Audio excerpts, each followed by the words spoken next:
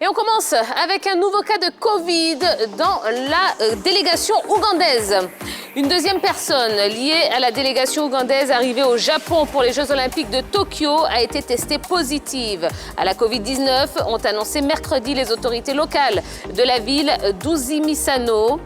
Un responsable de la ville où l'Ouganda a établi son camp de base avant les épreuves a indiqué que ce cas positif avait été détecté parmi les 8 membres officiels de la délégation et une personne qui accompagne le groupe depuis l'Ouganda sans donner plus de précisions. Samedi, un entraîneur avait déjà été testé positif à sa descente d'avion à Tokyo et le reste de la délégation avait été placé en quarantaine dans l'hôtel.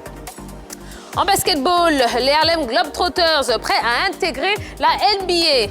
La célèbre équipe des Harlem Globetrotters, connue pour des matchs d'exhibition, s'est portée candidate pour intégrer la NBA. En décembre dernier, le patron de la NBA, Adam Silver, a laissé entendre que la Ligue pourrait accueillir de nouvelles équipes, déclarant dans une interview à ESPN qu'une expansion du championnat était inévitable. Fondés en 1926, les Harlem Globetrotters se produisent lors de matchs d'exhibition mélangeant prouesse sportive et divertissement et se sont produits dans 122 pays à travers le monde. Du tennis pour poursuivre, Roger Federer met ses objets aux enchères. Une vente aux enchères est organisée ce mercredi au profit de la Roger Federer Foundation. Le Suisse cède 20 objets lui appartenant et en rapport avec l'un de ses 20 sacres en Grand Chelem de Wimbledon 2003 à l'Open d'Australie 2018. Chaque pièce me rappelle un grand moment de ma carrière, a ainsi déclaré la légende suisse du tennis. Sa tenue complète de sa seule victoire à Roland-Garros en 2009 se présente comme le lot le plus important, estimé entre 38 000 et 53 millions de francs CFA. En football, Emers Faé à la tête de la réserve de Clermont. L'ancien international ivoirien a posé sa valise dans le club de Clermont Foot 63 ce mercredi 24 juin 2021. Il aura la lourde tâche d'entraîner l'équipe réserve du club promue cette saison en Ligue 1. La direction du club vient d'engager l'ancien milieu de terrain ivoirien, passé notamment par Nantes comme coach. Il va diriger les réservistes de cette équipe quelques jours après avoir quitté l'OGC Nice où il était l'entraîneur des U19. Une nouvelle aventure pour l'ancien coéquipier de Didier Drogba en sélection ivoirienne. Parlons de Michel Dussuyer qui reste en poste au Bénin.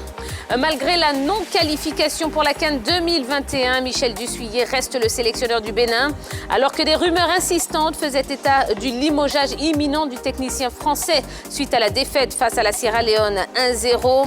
La fédération béninoise a pris la décision de conforter l'ancien gardien de but dans ses fonctions de sélectionneur des écureuils.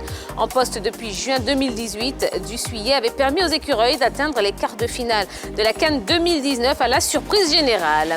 Et puis, dernière information, John Terry obtient son diplôme d'entraîneur. Ancienne gloire de Chelsea, John Terry, 40 ans, est l'entraîneur assistant de Dean Smith du côté d'Aston Villa depuis octobre 2018. L'ancien défenseur central apprend doucement mais sûrement les rouages du métier d'entraîneur. En attendant de pouvoir faire sa propre expérience en tant qu'entraîneur principal, le natif de Londres vient d'obtenir son diplôme de coach. La licence pro de l'UEFA lui permettra de prendre en main une équipe professionnelle comme Frank Lampard passé à la tête des Blues de Chelsea. Voilà un petit peu l'essentiel de l'actualité sportive du jour. Eh bien, on va tout de suite retrouver notre team. Salut la team. Salut Tia. Salut Tia. Ah ben vous êtes déjà mort de rire, que se passe-t-il? Non, il y a un mot qui est sorti dans votre présentation tout à l'heure. C'est vrai? Le mot rouage, en fait. Ah, bon, il y a des mots qu'on ne peut pas prononcer, hein, malheureusement. Voilà. Sur ce plateau, voilà, des mots qui ont une longue histoire. C'est ça, justement. Oui, mais c'est pas grave, hein, nous on parle quand même... non, oui, les rouages. Les rouages. Franck Lampard connaît les rouages maintenant. Voilà. Voilà, il n'y a aucune gêne à le dire. Bon, en tout cas, je suis contente de vous retrouver, la team. On a un beau programme, hein, évidemment. On va parler du classement CAF dans quelques instants. On fera un petit point également sur l'Euro, puisqu'il y a des matchs qui sont d'ailleurs en train de se terminer. Hein, au moment où on parle, on vous fera le point de tout ça et puis quelques surprises qui vont vous être proposées par notre Jojo. Allez, on passe tout de suite au focus